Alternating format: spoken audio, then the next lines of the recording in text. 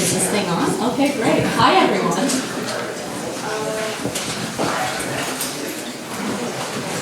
My name is Avidar. I'm the programming director here at the Inc. I'm Julie Dring. I'm the executive director here. So to start us off this morning, we want to acknowledge that the land on which we're gathered is the traditional territory of the Haudenosaunee Confederacy and the Anishinaabe. This territory is covered by the Dish with One Spoon, One Palm Agreement. We also want to say that we've been making these acknowledgements a lot, and we know that just making the acknowledgement isn't enough. We're grateful to be on this land as settlers, but we also know that being here is not okay. We're trying to actively engage as an organization with the barriers to equity and inclusion that colonialism has imposed, and we're learning to be aware of the roles that we play in perpetuating those systems so that we can effectively take on the work of dismantling them. We know that this is a difficult process and it's an imperfect process, but it's very important, and it's something that the Inc. has committed to in our new strategic plan. So I just wanted to thank everyone for joining us here today. I wanted to take this time to introduce some of our staff. So I have Christina over in the corner there. She's our programming assistant. I also have Ms. Shawn in the corner taking photos. She's our communications and outreach coordinator. I wanted to thank our organizing committee for Pressure Points, our board members, and our volunteers. This program wouldn't be possible without you guys today, so thanks a lot for being here. I also wanted to acknowledge our funders who keep our doors open and our programming free for everyone. And that's Canada Council for the Arts, the Insight Foundation for the Arts, City of Hamilton, and the Ontario Arts Council. We've had a lot of awesome partners for Pressure Points that have helped us make this program a reality. We got together with the Recreate Outreach Art Studio, and their youth created a zine called A Survival Guide to Gentrification, along with help from artist Sylvia Nickerson. So you can grab a copy of that zine at the front desk and give it a read. We also work with the Workers' Arts and Heritage Center's Youth Council, and they came up with this amazing art activity that they're calling recipe cards. So they screen printed these beautiful cards with artwork on the front and a little prompt on the back. So they're asking everyone to take one of those cards and fill it out and either write your experiences or your thoughts or your ideas, or do a little doodle, so you can contribute to that, and folks from the Youth Council will be here today during lunch to help you fill one of those out. We also have been in conversation with the organizers of the Gage Forum, who put together an event in November that I think a lot of you folks were at as well. And together we've been working on the Gentrification glossary, so that's this little booklet that's floating around also at the front desk. And we asked some friends and community members and organizations to help us source the definition for the glossary, the definitions for the glossary collaboratively. So you can grab a copy of that and take it with you and give it a read. I also want to acknowledge that Factory Media Center has really kindly donated equipment, or not donated, but lent us equipment for this event to help us document things. We've also worked with Center 3, and they've contributed some copies of Sylvia Nickerson zines for us to give out. And also I want to thank Red Betty Theatre, the Hamilton Aerial Group, and the Tennis Solidarity Network for their work on the performance last night. So if you take a look around you today, you'll see some beautiful artwork in the gallery. I just wanted to tell everyone that the artwork that we have up right now is especially delicate, so just to be really careful. No touching the paper artwork, please. And just be mindful of it. I know it's really crowded in the space today, but we have some gallery attendants around the perimeter here that can kind of help you if you're looking for something around. Feel free to ask them. Our bathrooms are located in the back there, past the curtain. If you have to go at any time, feel welcome to. We also have some snacks and refreshments up at the front. If you want to grab a coffee or something during the presentations, you're welcome to. At 12:30, we'll be serving lunch. We have some vegan, gluten-free, and halal options available. If you have a dietary restriction, feel free to grab those. If you don't, I would just ask you to have some of the other options that are available, just to make sure that there's enough to go around for everyone else. We'll be documenting the session today, so for those of you that could not attend, we'll be having video and photographs available.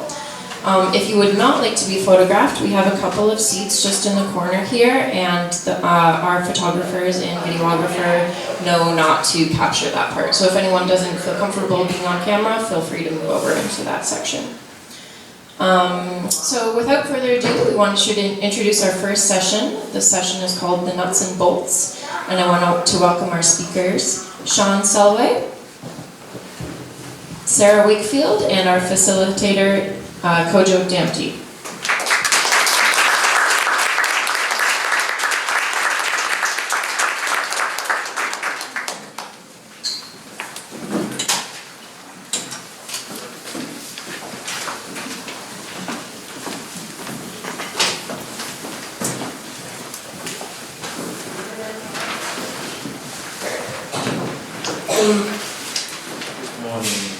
Good morning, everyone. So, to begin, we have the session nuts and bolts. And I think everyone in the room probably has gotten some touch point with respect to the issue of gentrification.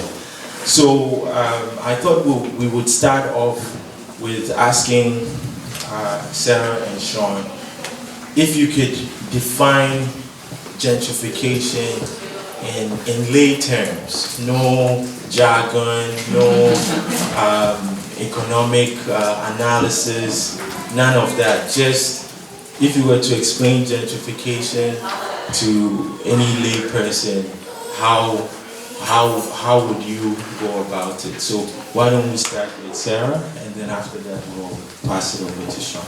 Okay, so you're starting by asking the university professor to explain without big words, and I'll do my best to do that. Gentrification is a process that's been observed in urban areas for a long time, certainly since the early 70s, in terms of being a cycle of investment and related to disinvestment in the community. So as a community, as actually money is being withdrawn from a community, so that investment that needs to occur is not happening, repairs to buildings, maintenance of infrastructure, rents tend to go down. That means that people who have less income move into those communities. Usually that exacerbates the cycle because it's very difficult for those folks, if they own their homes, to be able to maintain them, or they become vulnerable to predatory landlords who don't take care of the properties. Then once you get to a certain point, those neighborhoods once again become ready for investment. So people start to say, oh, these houses have good bones, but they are not expensive. So the cycle of capitalism is such that then investment begins to occur in those locations, and we see people moving in who are essentially displacing, is the word that we would use, so moving out the people who are lower income. And so that is, in the short version, I think part of what gentrification is doing. And Shawn, how would you describe it? Yeah, that's the process. But I would can localize it a little bit and see what's actually happening here in Hamilton. Essentially, there are three areas where gentrification takes place. One is on the older commercial main streets. So that's Locke, James, Barton, Ottawa, Kenilworth. The other is in the high-rise apartment buildings primarily, but also in some of the low-rise. And there, what is behind gentrification in that area is something that's a little bit further, which maybe we can get to talk about later, which is the financialization of real estate generally. But what occurs in a lot of those buildings is that in the last 5 or 6 years, the larger ones have passed into the hands of real estate investment trusts, and they have a strategy for increasing the rents and getting rid of the tenants that are in those buildings now, which maybe we can go into in more detail later on. And the third component is what happens in the neighborhoods, where you have most of Hamilton downtown is 2.5-story brick for miles and miles. It's very good housing stock. And what tends to occur is that in the vicinity of these commercial main streets, as the character of the businesses on those streets changes, and people start to come to those houses attracted by that change. And so you have the houses bid up beyond the buying power of many of the people who otherwise would be living there. And I should say that underpinning all of this, as Sarah with some others reported in a couple of years ago, you have the deindustrialization of the city. And so what was largely a middle-income city became split. You had a lot of people that descended the income ladder, and you had a few that went way up because of the increase in the pay scale at the top in the health and education sectors. Okay. And so we have about an hour and a half or so, and I think in my role as facilitator, I'm supposed to democratize this space. So what I'll do is that now that you've given us the layperson description of gentrification, I'll throw it out to the audience. And if you have any questions for Sarah or Shawn, here's your chance. Going once, twice. Right here. Okay. And before you ask your question, can you just tell us your name and where you're from? Sure. My name's Cedar. I live in Hamilton. Yeah, I guess the process you're describing sounds like a bad thing. What would you say to people who say it's a good thing? I can start, I guess. I think that certain elements of the process are a good thing. There is nothing good about properties that are falling down, parks that are dangerous for children,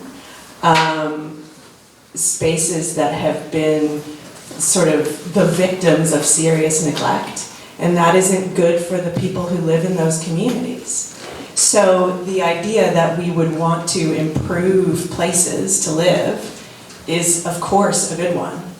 I think the problem is that when that cycle happens, the people who are actually living in the community get forced out of it. So a lot of the work that we do, we talk about revitalization, which is the process of improvement without displacement. So without actually people being forced out. How can we improve communities without making it so that the people who actually would benefit most from those improvements and who have been sort of committed to the neighborhoods for a long time, how can we make it so they can continue to live in those communities? Shawn? I would add that the city actually has their program is actually geared toward a population replacement, replacing a portion of the population. They want some people gone, and they want to bring people in. So they're looking sideways at where the new Hamiltonians should come from, and that generally turns into real estate refugees from Toronto and elsewhere. Really, we ought to be looking at different sections of the population. We need to be looking at how we would keep people here that have been here all their lives, how we're going to get students who graduate from MAC to stay here, how we're going to accommodate new immigrants. In 2016-17, about 65% of the population increase in the city was from new immigrants. The largest proportion of that population is actually women between 25 and 40. So that's where the future lies. And then with artists and musicians, all of those people need an affordable place to live, and the city is not planning for that. That has to come from us. Can I just add on also, just to say that one thing I also want to be sure gets highlighted in this session is that part of the process of change is related to aesthetics and who likes what particular things look like. And so in that cycle, another reason why it can be a negative thing is that certain people's visions of what a good place to live looks like get prioritized over other people's. So that communities that might be more racially mixed or have a lot of people from one particular ethnic group, the spaces that they have had for a longer period of time, maybe even if you look at James Street, right, the changing retail environment, what are the shops that used to be here, what are the shops that are there now, how that shift is kind of manifested in the structure of the street, and then who feels welcome and who doesn't feel welcome. And so one of the, I think, negative parts of what can happen in that cycle of reinvestment is related to not just the forcing out in terms of income, but also the forcing out in terms of who feels welcome and who doesn't feel welcome in particular places. And also just to highlight the fact that, this is happening in Toronto as well, this is happening in New York City, like this is not an isolated thing that's only happening in Hamilton. And the whole fact that there's real estate, people coming to Hamilton from Toronto is part of a similar cycle that's happening, across the GTA. Yes, we have another question. Dave Brace, I have a gallery, had a gallery on James North, in the transition to Park Street. Not sure if I have a question or an observation, maybe a bit of both. My experience, I've been gentrified out of Block Street. I had a gallery there for 10 years. By my third lease, they've doubled my rent for the second time. One of the things that's driving the pace of gentrification, especially on James right now, is the purchase of buildings in a speculative manner. And it's changing the capitalization rate of each unit. The building I'm in had an offer on it for $3 million. It was purchased 9 years ago for $680,000. Building across the street was purchased 10 years ago for $90,000, just sold for $980,000. When the impact value of that building changes, its property tax rate goes up. Property tax on my building right now is about $24,000. If you go to $3 million, it's going to hit 70,000. In Toronto, one of the things that they've done through 401 Richmond and some lobbying was to get a different tax bracket for buildings, existing buildings that have arts organizations within them. So this is sort of more arts specific. The idea that arts venues are essentially capped out in terms of their ability to pay. Most of the time, galleries, arts run centers, and all that, collectives, our incomes don't increase with gentrification. They generally remain the same because our client base doesn't change that much. So it would be interesting to see the city start to experiment a little more with the value of the use of space, the value to the city as a social hub, as an economic hub, but also that when there's rapid change in value of buildings on the street, that doesn't take into account that the economy of the street itself hasn't changed that much. So we're kind of in this rock and a hard place thing. There were 10 galleries on the street in the past maybe 6 years that have closed. Only 2 of those have actually moved to new locations. Everyone else just left, and that's artist venues entirely clearing out. So that artists actually have fewer options now than they had 2 to 5 years ago. Any comments? So one of the things that I also wanted to talk about, given the venue that we're in and the nature of this the workshop today, is the sort of specific and well-documented connection between art and artists and the process, the cycle of gentrification. And I want to highlight that this isn't a cycle of development, again. This isn't just about fixing up properties that increases their value. It's a cycle of investment, which is exactly what you were talking about, right? That there's a certain amount of speculation and increase in value that isn't to do with just the property and how much you've improved it, but that's actually about capital accumulation. So basically, people making money off those changes. And some of that is speculative. Some of it is just people being in the right place in the right time. I bought my house in Hamilton, and at this price for $60,000, and now I can sell it, So, but those value increases are not just the amount that's been put in.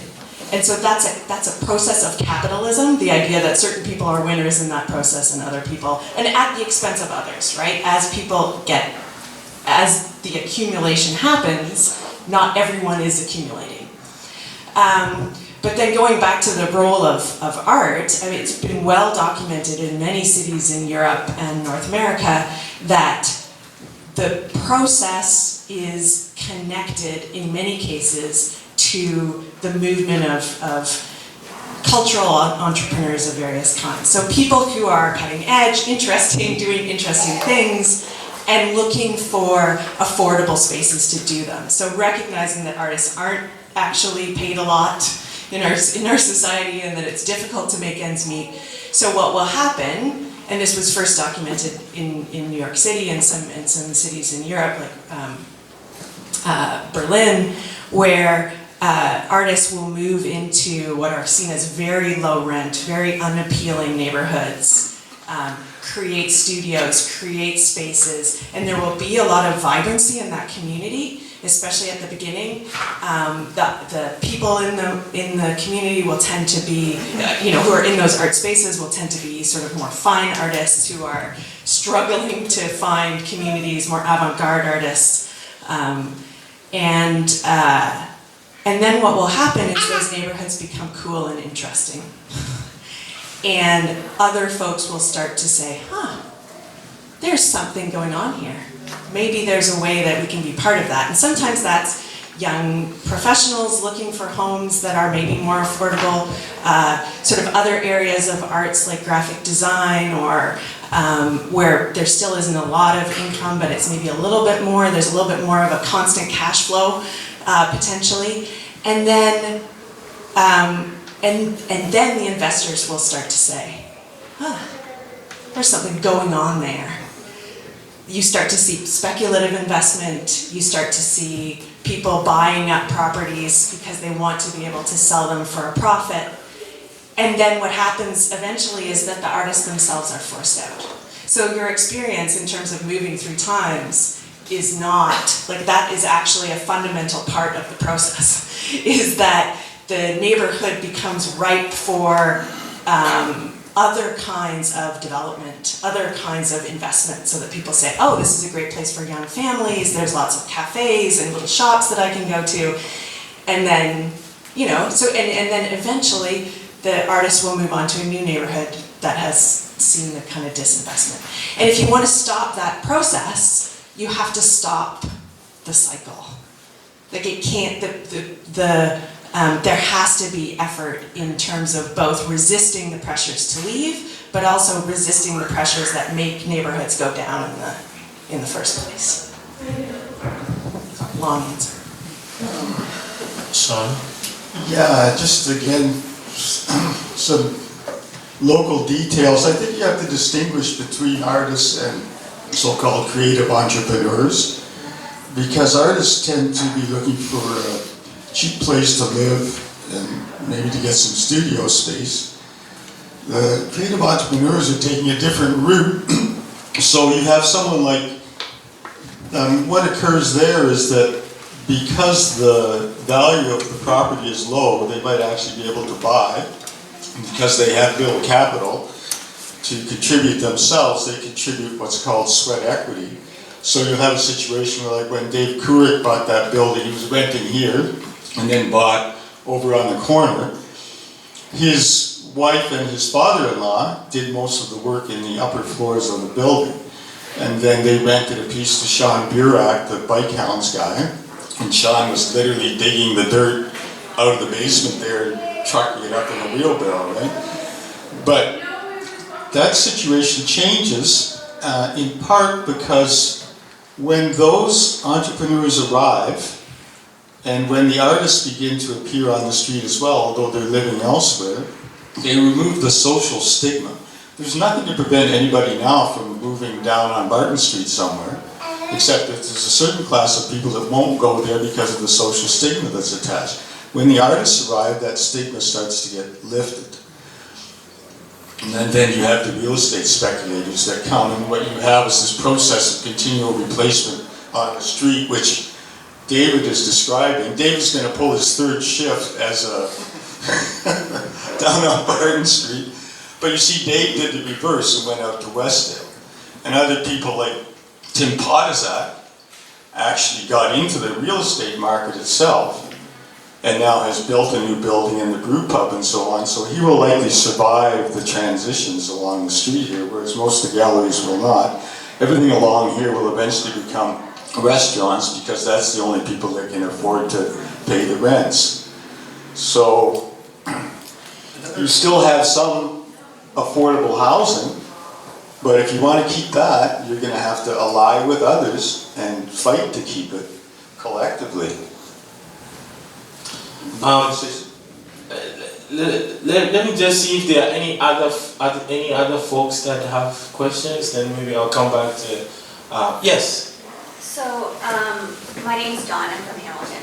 I've heard a lot of talk about things that we should be doing internally or things that we should be doing collectively as a group, but I'm sort of curious about the role of a municipality and a municipal government in this whole gentrification process.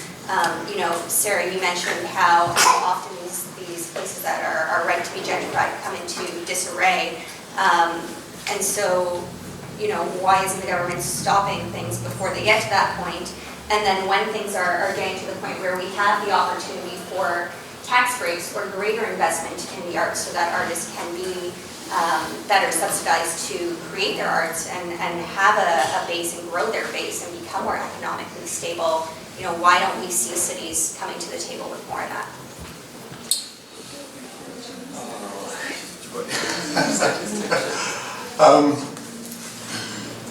The city recognizes that artists provide the vibrancy, which helps to drive real estate land values, but they don't recognize that in order for those people to be here, they have to be able to afford to live here.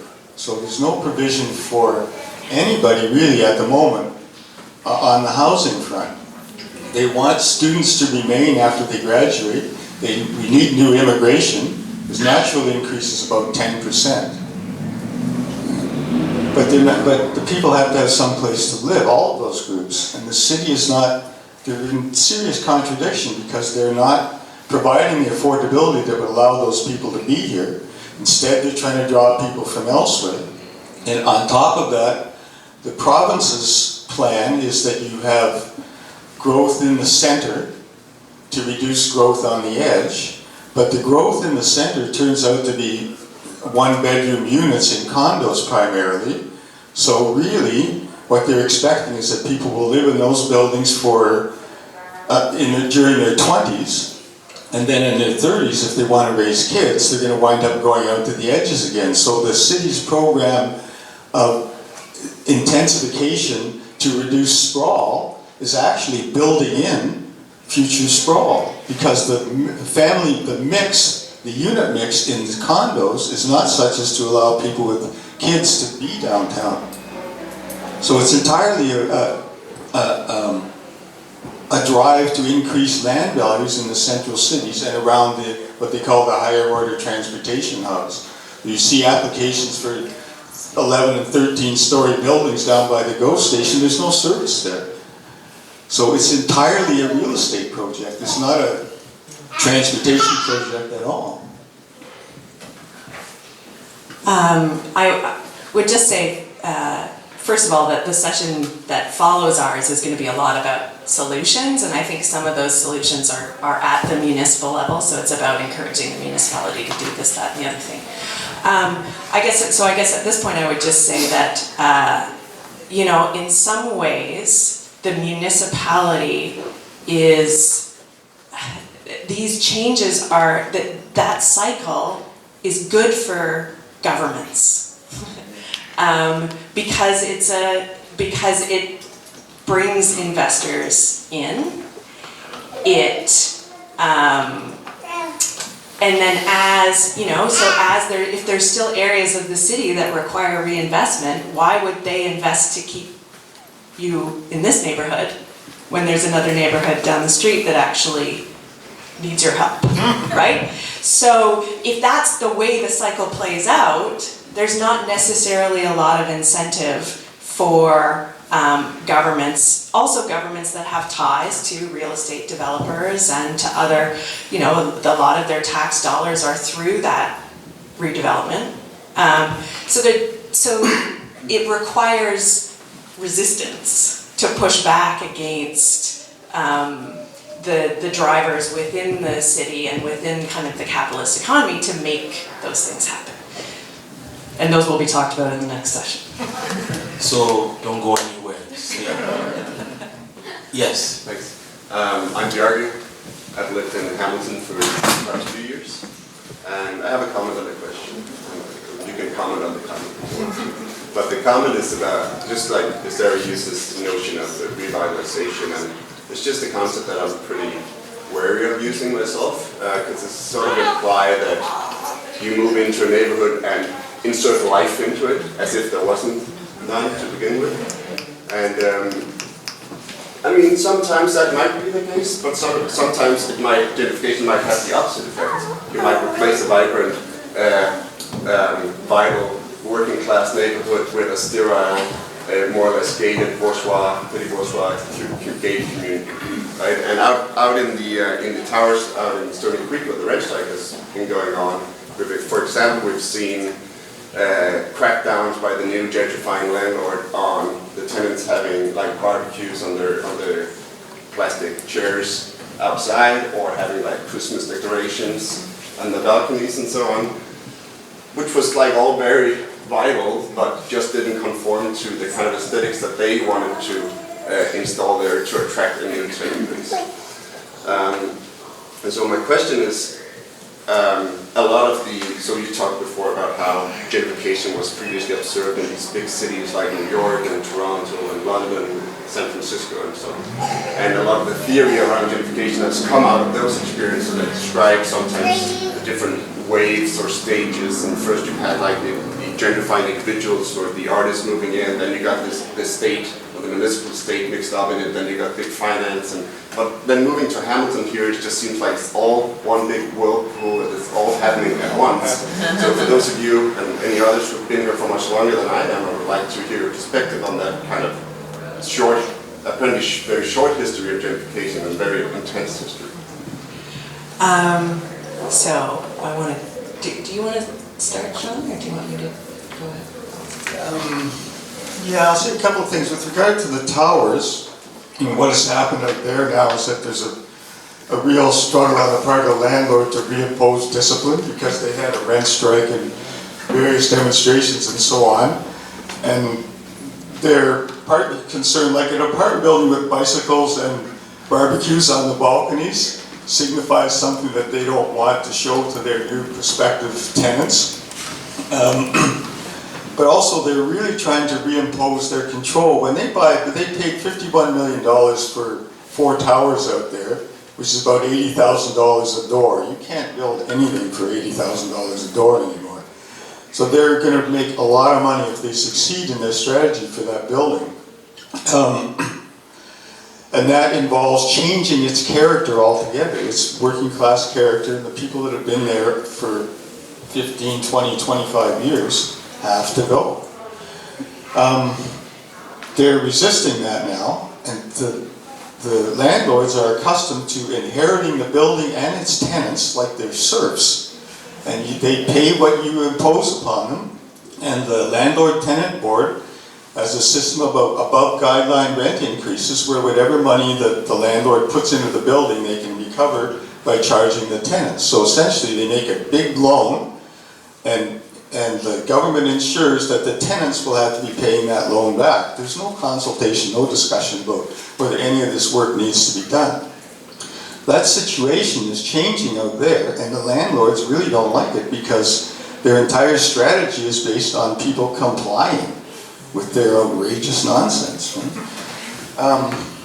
With regard to the speed with which things are happening, like it really is a problem to, like we're behind. So if we need to slow things down, then in effect you're going to have a development pause. Maybe we can I'll stop now, maybe we can talk about that in the second session.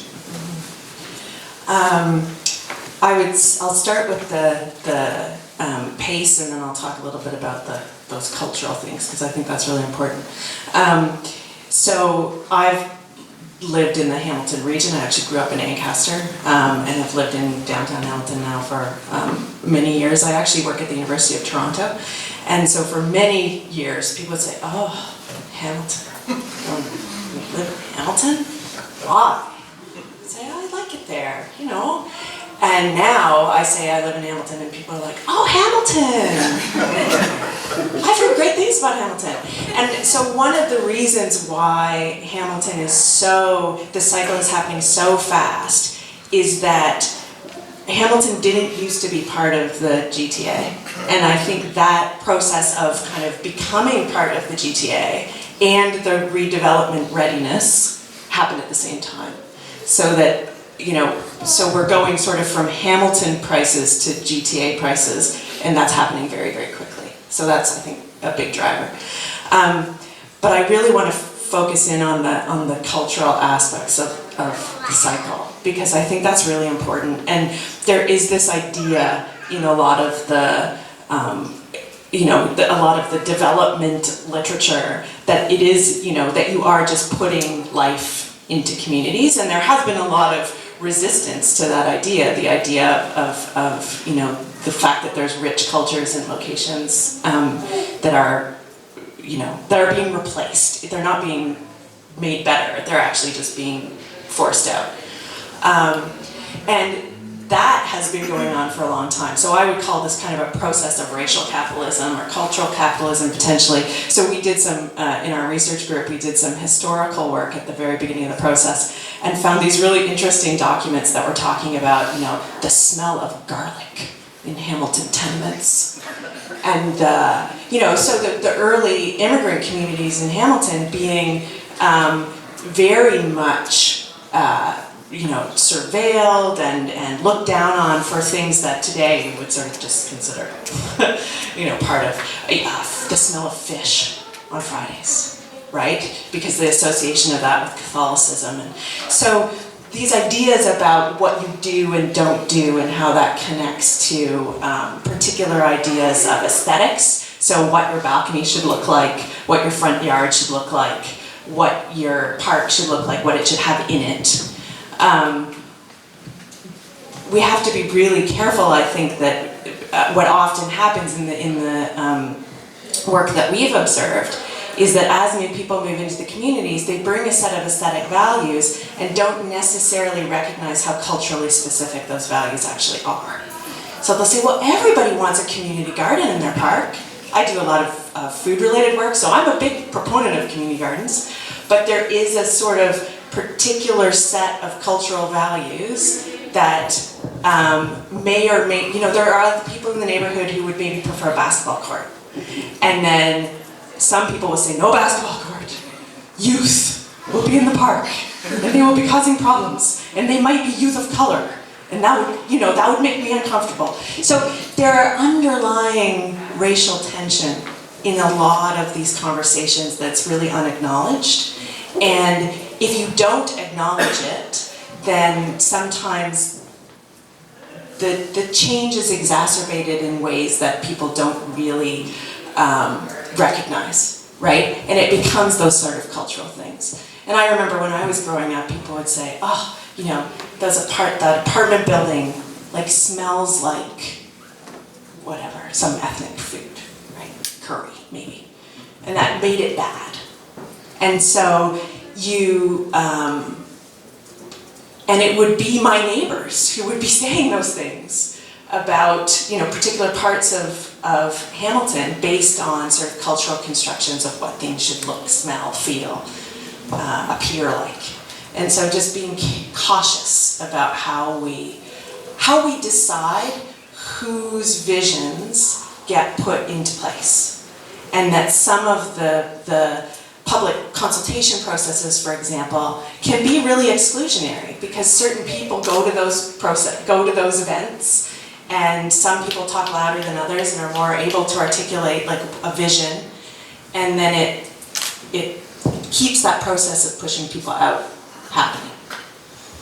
So I'm glad you raised the question of sort of the appearance and aesthetics and vibrancy. Okay. Any more? I see that. I just wanna. Yes. Jessa from Toronto. I'm wondering about narrative and the importance of narrative in telling the story and whose narrative is heard.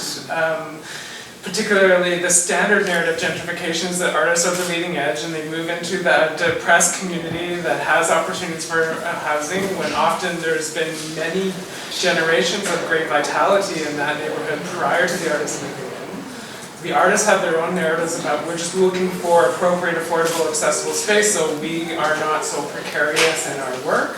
Municipalities have narratives about artists and economic development and putting on artists' shoulders the need of accessibility and public engagement and creativity in the cities.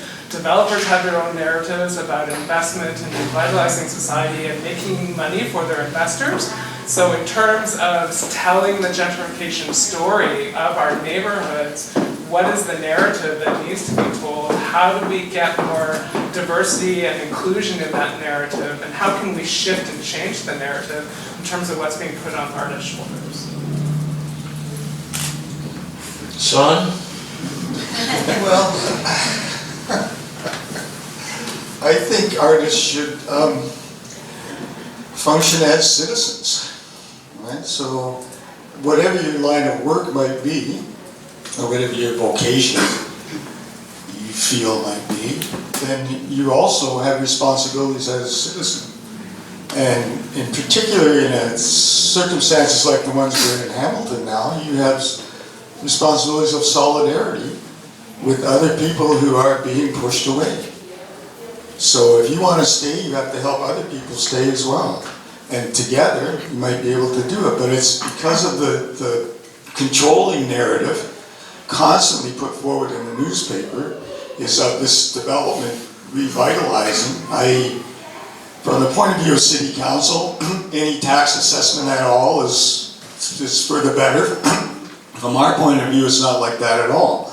A lot of the developments that happen, in fact, are just going to make the situation worse for us going down the road.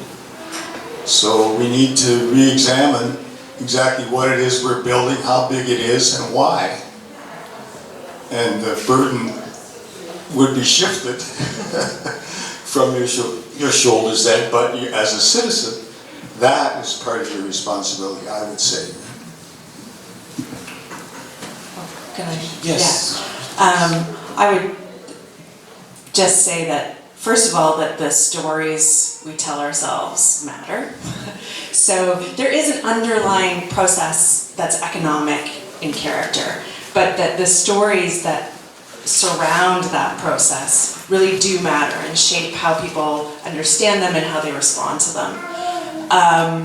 I think that the first thing is to recognize those stories for what they are, which is stories that we tell ourselves to understand the information that we have, as opposed to necessarily the exact truth of what's going on, right? So one of the pieces that our team worked on a number of years ago was looking at the stories of Code Red. Do people remember the Code Red report? I see some people nodding. So if you're not familiar with it, it was a series of articles in the Hamilton Spectator that said, Code Red, it's the title, that certain neighborhoods in Hamilton had really terrible health outcomes, really significant and very significant disparities in health. Many years of life lost in some neighborhoods versus others. but the newspaper coverage that accompanied that data told very specific stories about who lived in those communities, whose fault the differences in health were, who had power, right? Who had power to decide what a good community would look like, and who just had power to be saved, to be fixed, right? And so, and I can tell you about that article more if anyone wants. I can probably share a copy. But the point was to really say, okay, these stories are not true, right? To say we need to get deeper in terms of our thinking about how we tell other people's stories. So that was one thing. And then also to create some new stories. And I think building on the idea of solidarity, that one of the things that has often concerned me about the narrative, the way the narratives get structured, is that they become about us or them. You know, it's the artist's fault. It's the people from Toronto's fault. It's the, it's the fault of tenants who are, causing problems in their buildings, is what the developers would tell you. So that shifting to ideas of, where are the points of overlapping interest and solidarity, and how can we talk about that in ways that that help people to come together around what are really, fundamental structural issues in our society. If we didn't have the level of income disparity that we have, it wouldn't be so easy for the cycle to happen. Because people who don't have enough money to fix up their homes, who are struggling to make ends meet, that's where the process starts. So if that doesn't happen, then you can at least slow it down.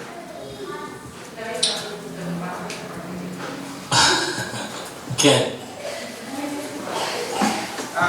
My name is Ken Coy. I'm an architect. I've been involved in downtown Hamilton for a long, long time. I just want to ask a question about demographics. So you talked about how the cycle kind of starts with this. In my experience now, watching this 30 years on, and I think this could happen in some more suburban areas too. People move in on general as a group at a certain age at a certain time, and then they age in place. Like I'm at that point with my house now. I've been in it 15 or 20 years. I'm not investing much more in it. It's time for the next change. My mother's in an old place, has been there forever. And that was how I remembered a lot of this neighborhood. It was all these great old Portuguese and Italian mom and dads who've been here forever. And it was that kind of demographic change that started some of this, and also made those houses look a little tired, made the neighborhood look a little tired. How does that fit into kind of the definition of, that's just another layer I don't hear people talking about as much as a kind of part of that business cycle and the evolution?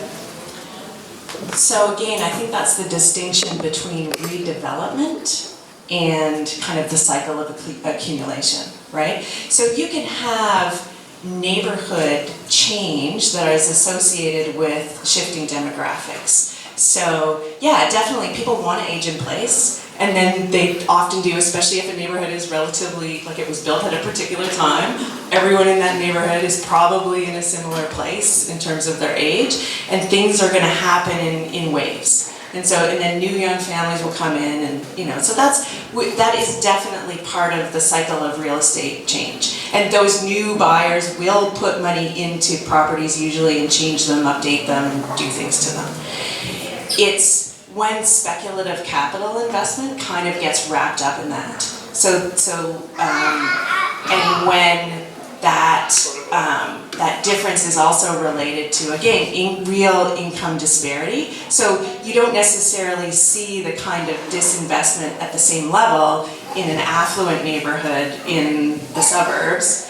Sure, people maybe didn't get a new kitchen, right? But the existing kitchen is functional, and where often if people have really low incomes and can't afford to make basic repairs, can't get a new roof, and so the roof has been leaking, it's a different level of change. And then I think I think that the tenants network has really done a good job of highlighting the what's happening in rental accommodation, because a lot of the pressure is in rental units. And that really, those are real estate investments. And so what happens there, the kind of predatory landlords and how people think about ways to maximize their investment, most of the most kind of mean stuff that we've observed is actually in apartment buildings as opposed to in individual residential homes.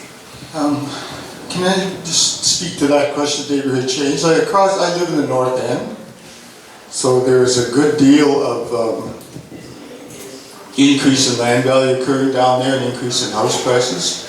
When I look out my front door, I see on the corner there's an ex-Portuguese ex-construction worker, schizophrenic, living in the house by himself.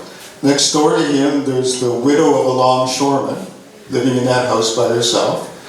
Next door to them is the disturbed son of an Italian steel worker who died a few years ago, and now the mother is gone, so he's in that house by himself. Next door to that is a former railroad worker who is there with a couple of people now, but his wife recently died. So all four of those houses are going to be on the market shortly.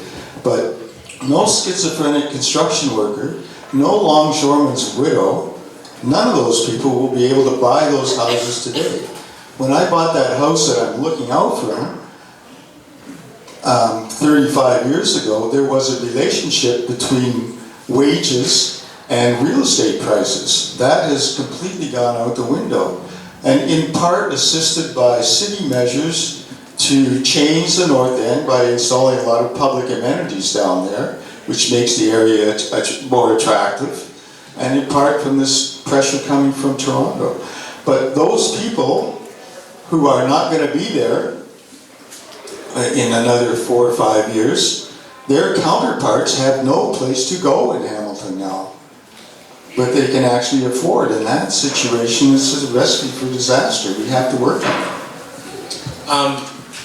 So I know Cedar, you had your hand up, so. Cool, thanks for coming back to me. I feel like I just want to mention something more explicitly than it's been talked about so far, because I hear it coming up in a few different ways. When you're talking about gentrification not being just an economic process, when we're talking about cultural values and how we understand valuing the neighborhood. So I think one piece is actually these forms of upper class organizing that take place, right? And I think when we're talking about responsibility for the arts community, or like the role of arts in it, is that almost always in Hamilton, the arts community is participating in that upper class organizing, and I would say against their own interests. So participating in processes that were always eventually going to kick them out, right? And so I feel a bit hesitant to talk about like the kind of galleries and stuff like that as victims at this point, because literally for 10 or 15 years, people have been saying, y'all are the foot soldiers, you're being used to clear the space, but you're disposable to them, you know? Like these like cool developers and politicians and city planners and investors and people fixing up these buildings who right now seem like your buddies and you're all in this cultural space together are gonna throw you under the bus. And right now they're doing that. You know, and so when I look at these kinds of upper class organizing that have happened, like I remember when the security cameras went in up and down the street, and that was strongly supported by a lot of the businesses that were opening here at the time. That led to the formation of the action team, which was based on surveys of those exact same businesses that led to this dramatic increase in street-level policing and prosecution of nuisance crimes.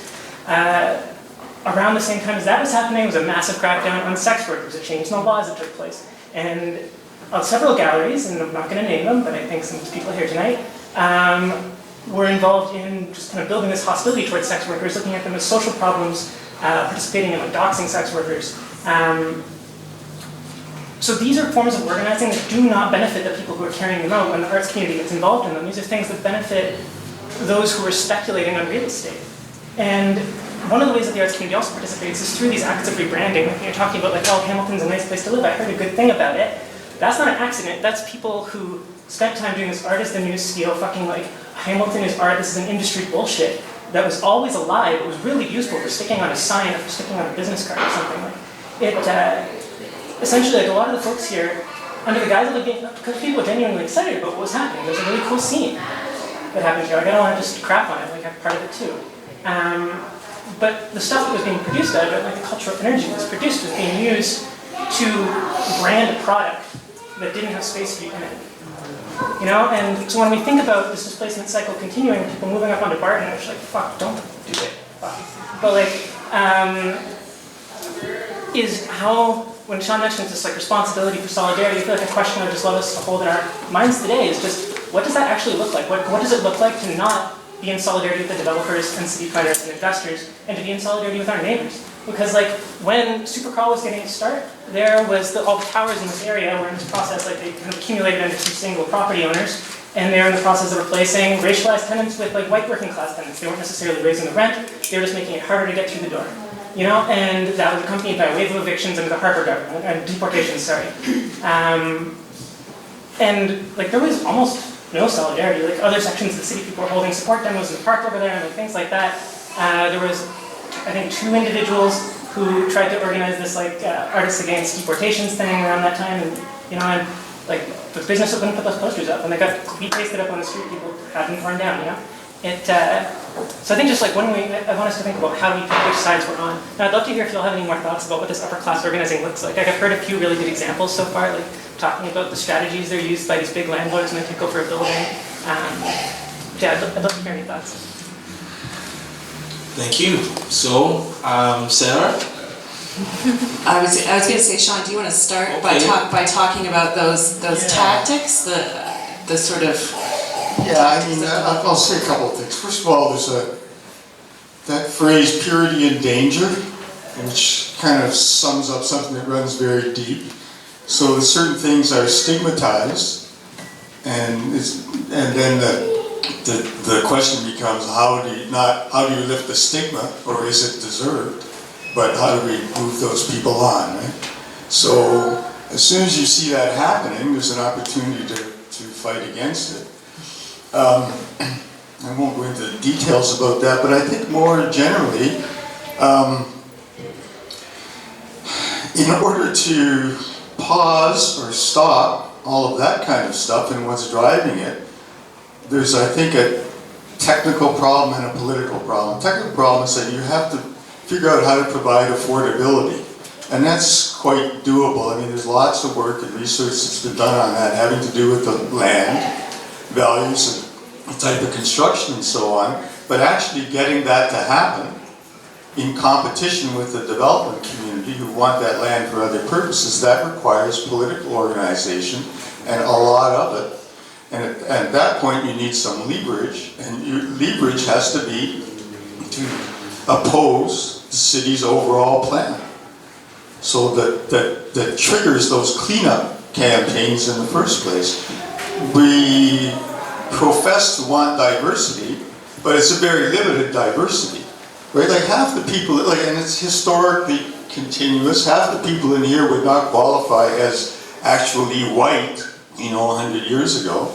There's a continual process of, graduation to real whiteness that goes on all the time, right? The smells thing that Sarah was talking about, that continues to this day. You can get an eviction notice for interfering with the enjoyment of other tenants in your building, and they will hand them out on some, fabricated thing about smells from the apartment. There's nothing going on in the apartment that would generate anything, but it's the same thing, because the logic of dispossession dictates the same means throughout, right? I don't know, does that respond to?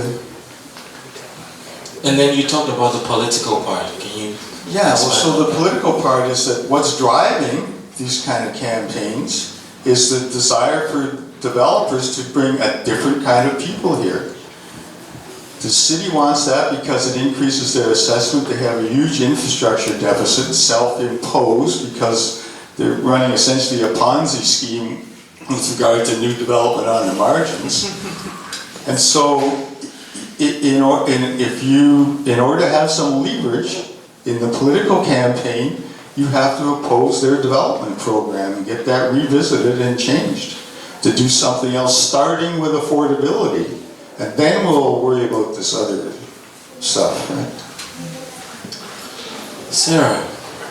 I guess I would just say that I think the examples that you gave of sort of displacement are, they're ones that have been observed in many places also, is that how particularly sex workers and people whose English English is not their first language are often the most vulnerable to, and people living in residential care facilities of various kinds are the most vulnerable in terms of being displaced. And that is because there isn't a lot of solidarity often around thinking through what it means to say things like, you know, this neighborhood would be really great if it was only cleaned up a bit. And if that's garbage on the street, sure. But often it includes, and we have done interviews with people across Hamilton actually, and often for people, and we've done interviews with City of Hamilton staff and planners and with residents, and often for people those narratives get really slippery in that it's certain kinds of people who also need to leave to make the neighborhood the way that newcomers, new people moving into the neighborhood want it to be. But then that's overlaid with power, right? Like, so maybe there's lots of things that newcomers, new immigrants would like their neighborhoods to be like, but they don't actually have the power to make that happen in the landscape in the same way. So it's not necessarily a problem of having desires and wanting things to look, you know, like it's okay to have feelings about what you think is good or bad in your community. I think it's being aware that those feelings might not be shared and what are the implications, particularly when those, especially aesthetic values, might impact on other people's ability to make lives in the same place. And then also just to think about how, you know, like I started off at the beginning, like the implication of this conversation shouldn't be that we can't, you know, make neighborhoods better. We can't create places that actually people really like to live in because that makes it, you know, ripe for gentrification. There needs to be a better solution. And I think that can only come with telling new stories, with building communities that are connected so that we can actually think about where our values are shared and how we can mobilize around those things that we share. Okay, so it looks like everyone has had a chance to ask questions. So now this is where I take my facilitator cap off and ask a question. So this morning we started off with the Indigenous acknowledgement, and the history of this country is one that has always pushed out non-white folk. So my question is, seeing that on every level in this country that is historically racist, historically imperial, historically colonial, how do we as citizens, residents,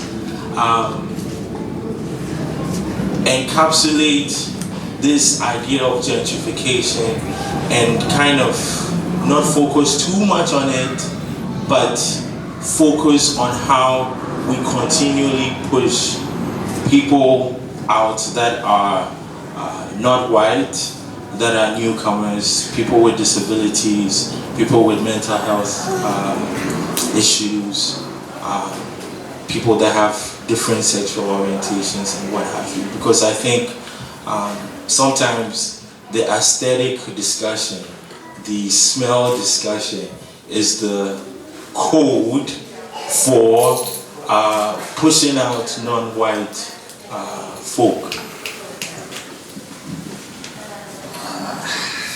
Well, there is a constant tension between the efforts of our rulers to keep us divided and their need to have a workforce. So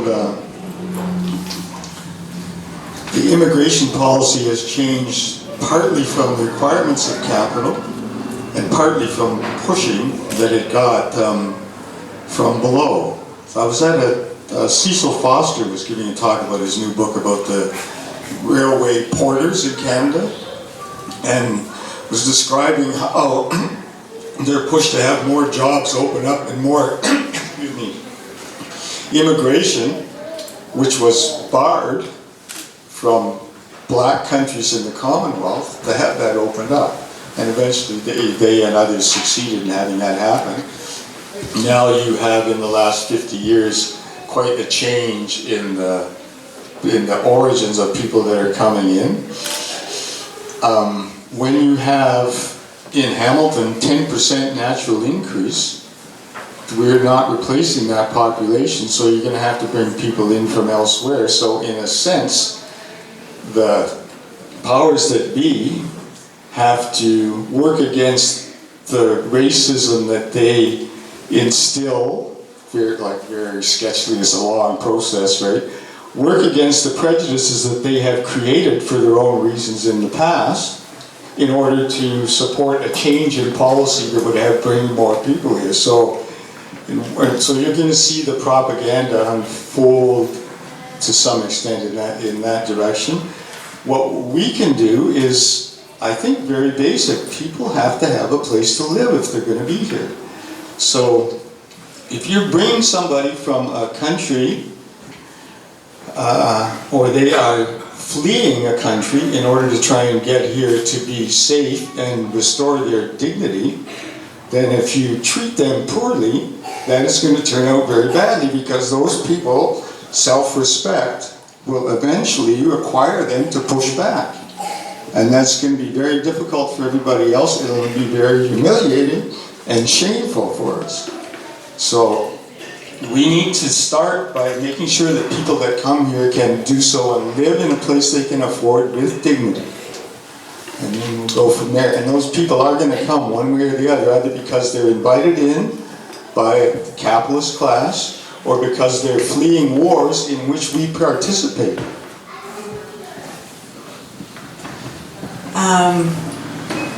I think I would just, going back to the history of Canada as a colonial state, right?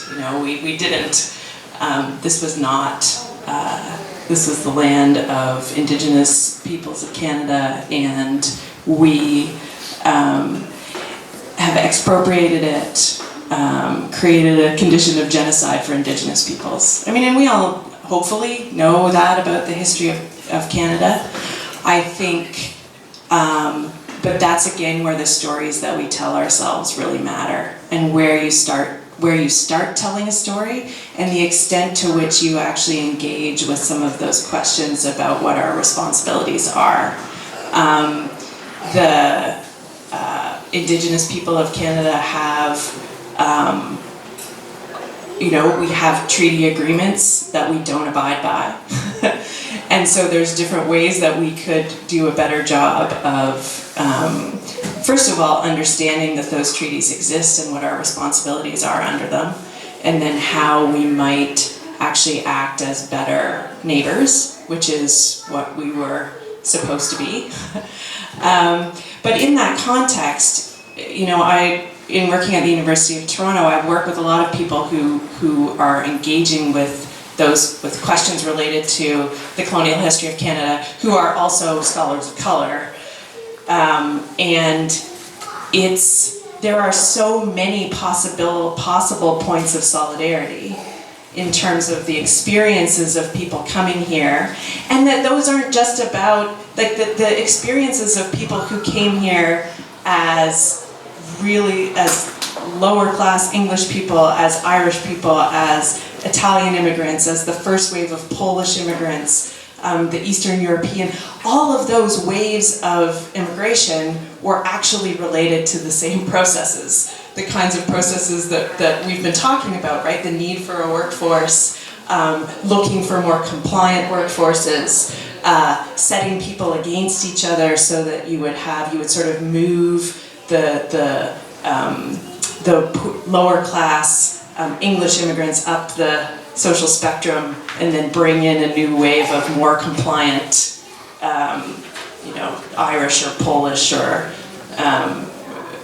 workers. And like these cycles continue and they continue to happen, and we all actually have a history in those cycles that we didn't create and that we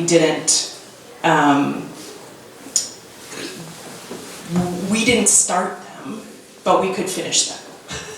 So it's figuring out how to, again, create those relations of solidarity, I think, that recognize our position, that better understand how we've come to be the way we are, and to not just keep telling ourselves the story about a certain kind of white Canada that started when white people got here and that ends when white people got here, in a way, right? That doesn't recognize the shifting cultural character of the Canadian experience. Yeah, I don't, the history is not well enough known, particularly in the Indigenous side, but what is occurring, I think, is you have a huge imbalance because Indigenous people know a lot more about what happened historically than we do. And the result is that they get angrier and angrier, justifiably, and then people who are not familiar with it at all are, taken aback. That's really important, I think, that we all get up to speed on what did happen in the past.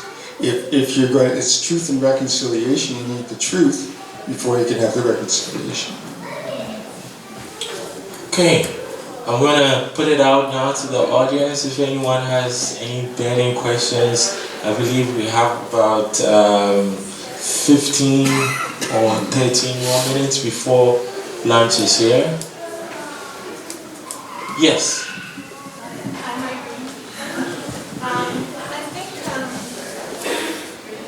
I've been through the gentrification process many times, like having to move or depending what city it was, east or west,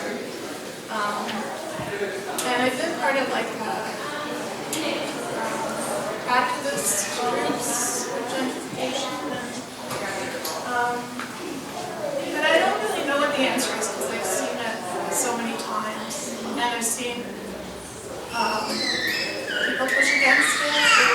I remember, in Vancouver, when I used to do that work with a group of people, one of the city planners was like, "You'll never stop gentrification."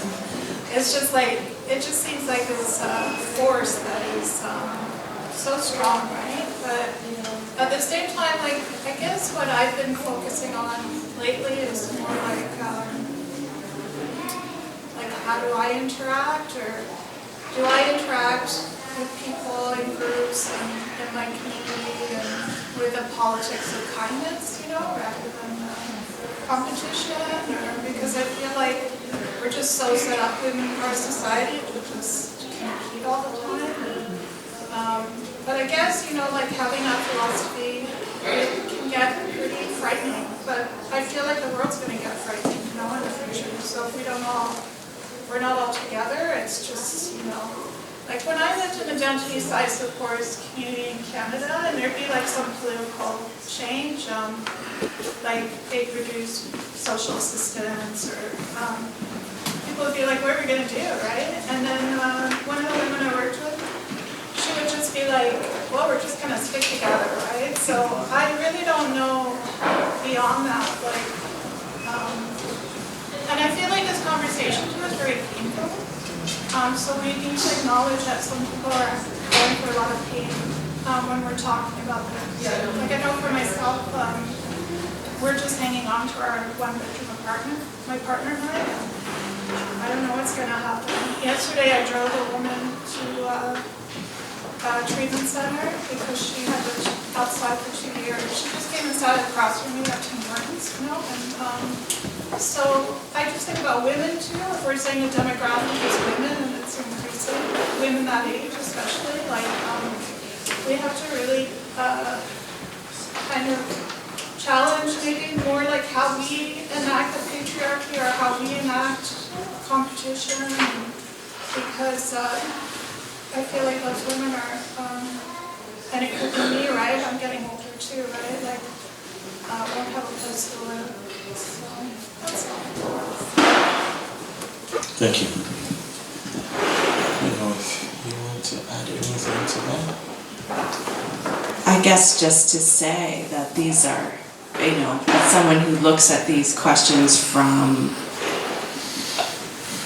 this university perspective often, one of the things in the reading that you do that can get lost is the actual pain and suffering that people are going through. That processes of leaving your home, like it makes it sound often like, you're just moving from place to place, right? That's okay. But it's a lot more harmful than that. It creates instability in families. It creates financial burdens that can't be borne. It drives people to take steps in their lives that they shouldn't be taking. So, yeah, it's not a neutral process, for sure.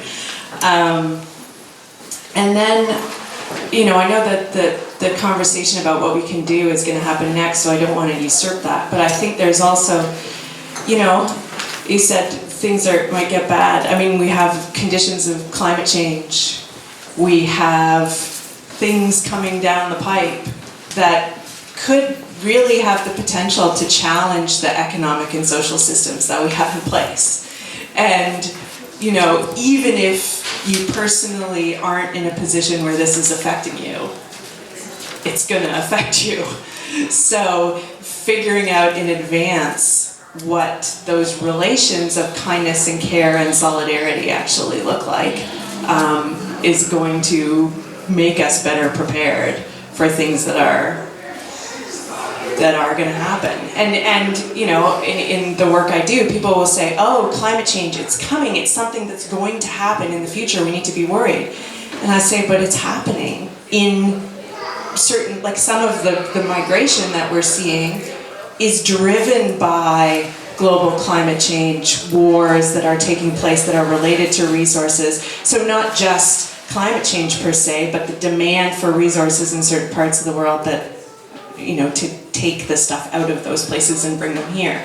And those processes are, those are things that we really need to think about how we're contributing to, and then also how we're gonna, that all of those things are connected.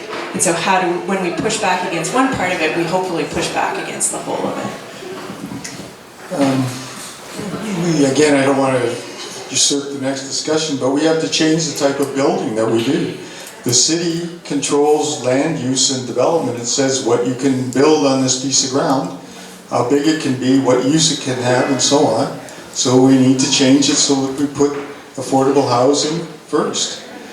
The way in which we have handled this land that we took from others is you wind up with stuff like down at Barton Tiffany, where it is contaminated and sits there empty and would presumably revert to the commons, except we have a private property regime that doesn't allow that. So effectively, whatever's going to happen down there, at this point, we've taken that chunk of land and destroyed it for all practical purposes, right? Including growing stuff on it. And the rest of the land in the city is not put to the benefit of the majority of the people that live here, but just to that of the small group. So we need to change that. Okay, so I think the last word or the last question goes to Cameron. Hi, my name's Cameron, I live downtown. My question's about, just on what you were saying, Sarah, and what Jessica was saying about narratives. This idea of a false narrative of growth, right? And who that growth is for. In fact, what you were saying, Shawn, about wages. And I wonder if you can unpack how important that is, right? To understanding that the growth is there for wealth, right? That capital growth for wealth exists, but then that same growth isn't redistributed in wages in any meaningful way. What role that plays in this processing problem? Do unions play a role? Those kinds of things. I'm interested in hearing your thoughts on that.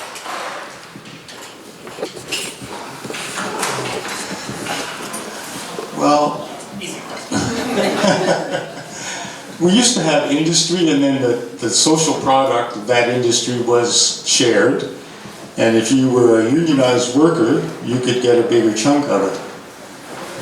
And at one point like when I was in the steel company, we were setting production records. And wages were pretty good, consequently. At a certain point, the owners decided that share going to wages was more than they wanted to deal with anymore, so they decided to try and move their production elsewhere, which they did. Nothing happened economically here for 20 years or so. And then with the financialization of real estate, which has occurred around the world, you now have living space itself turned into a commodity which is divided up and sold as shares on the stock market, essentially. Simplifying a very big process, but so getting a share of that existing social product even and increasing it is more difficult to do when real estate is the commodity than when steel is the commodity. So that's a long way of saying I don't know the answer to the wage side of the question, but clearly you can't have wages stagnant or sinking comparatively and rents continually rising. In effect, what you're doing is turning the work day back to a 12 or a 14-hour day because the proportion of your income that you have to spend on housing becomes that much greater. So something's got to give here. Sarah? I guess I would just say that, we've been using on this panel the C word a lot, capitalism. And that's interesting to me because a lot of times I teach undergraduate students and they don't know anything about the economic system and how it works, and they don't want to. And a lot of the interest and engagement and enthusiasm is actually around issues of, other kinds of issues, social issues, particular issues, but the idea of that economic systems, that there is more than one, that, what the implications are of capitalism, how it actually works. People aren't actually they don't understand that cycle very well. And so I think that part of, and I don't want people to feel like I'm telling you what kind of political values you need to have, but I think that people really need to educate themselves about how the economic system actually works. We know that capitalism is a system that creates accumulation. We know that capitalism is a system that has cycles of boom-bust cycles, and that's actually pretty fundamental. A lot of scholars have talked about how that's fundamental. It's not a mistake that we sometimes have recession, but that it doesn't actually work unless that happens. And of course that capitalism is rapacious, it eats everything. That there's no place that is not part of the capitalist accumulation cycle. And we don't know what the end of that looks like because we haven't gotten there yet.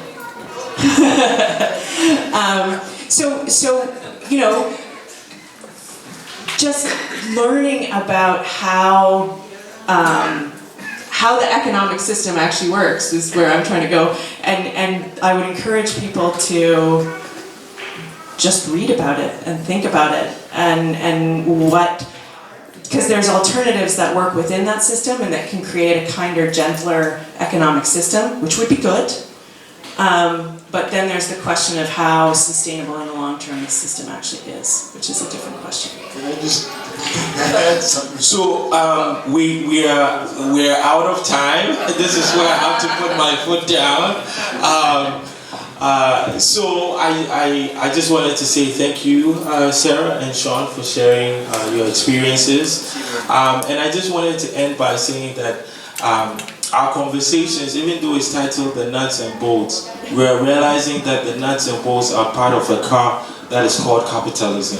So if we don't change the car, then the nuts and bolts are just going to be part of the car, and we're just going to be reproducing this cycle, regardless of how old we are, where we are, how we look, how we talk, how we speak, and what have you. So, but needless to say, even though these nuts and bolts are part of this destructive car, there are always folks that are willing to stand in front of the car. There are folks that are willing to give it a little push, destroy some of the tires, even though we know there's going to be air put back in, but it slows the progress, it adds to the resistance that we need. So that session is going to happen from 1:15 to 2:45, but before then there is lunch available. There are different options, so you can rejuvenate yourselves and then come back, and then you will learn how individuals and local groups are responding to gentrification and introduce you to possible solutions, right? We just set the stage, and more is yet to come. So thank you everyone, and lunch is served.